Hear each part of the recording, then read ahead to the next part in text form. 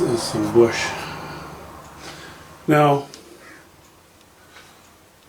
I think this tree could be a little wider. Okay, now I'm gonna go back to that ultramarine blue. Add just a hint of yellow ochre to it so we get greener again. A little bit greener, not too much. Main thing is we want to get rid of this red. And that might be a little too light.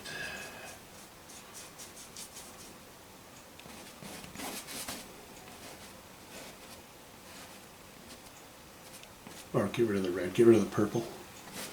Getting ahead of myself here, I haven't got any red in it yet. Yeah, a bit of trunk there, right? Okay, Two trunks, and I think I'm gonna I think I'll lay a bit of trunk in this one as well, but I don't need to worry about that at the moment.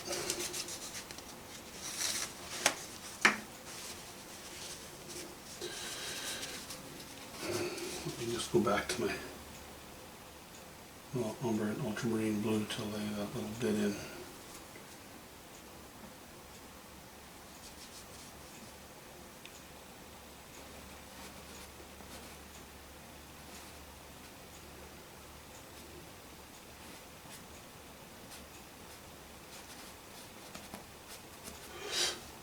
Okay.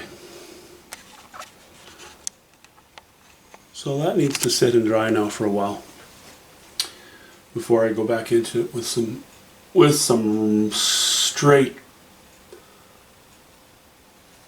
uncorrupted paint. And let's get back to working on the water.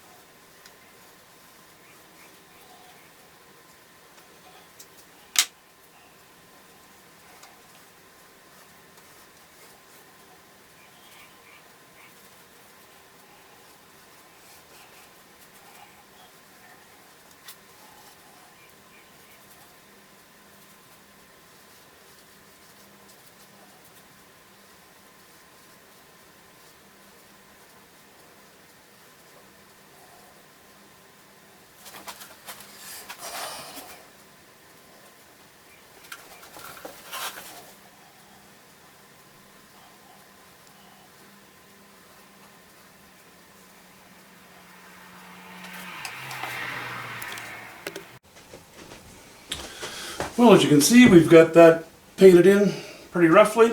That's fine. I want to keep it rough. I like the decision to you know, keep this sort of angle, aiming a little bit. It even points a little bit to this focal area. Gonna need a few, lay in the odd dark stroke maybe. Certainly a few highlights here and there. I'm not going to get too fussy. This has to be strong. The more I play in it, the weaker it'll become. So just a few well-placed things to tidy up the bottom of the water in the foreground. That needs a little more time. It's a little too wet yet.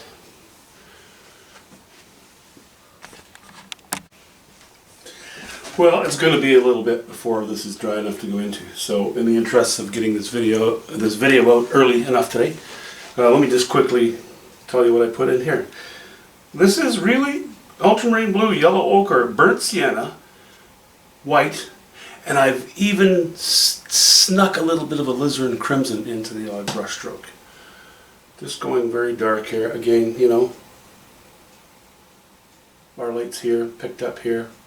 I'm just going to start blithering, so I'll stop. Talk to you soon.